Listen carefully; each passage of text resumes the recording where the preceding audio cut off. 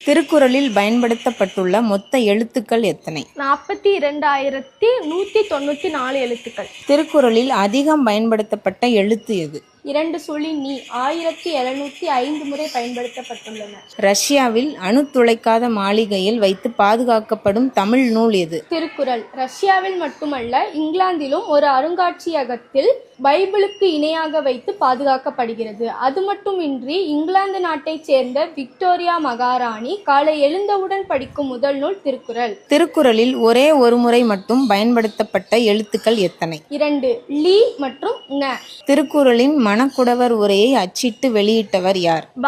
உ. சிதம்பரனார். இவர் தன்னைத்தானே திருக்குறள் அன்பர் என்று அழைத்தார். இறைவன் மனிதனுக்கு சொன்னது எது? இறைவன் மனிதனுக்கு சொன்னது கீதை, மனிதன் இறைவனுக்கு சொன்னது திருவாசகம், ஒரு மனிதன் மனிதனுக்காக சொன்னதுதான் திருக்குறள். திருக்குறளின் முன்னோடி எது? புறநானூறு. குட்டி திருக்குறள் என்று அழைக்கப்படும் நூல் எது? நாலடியார்.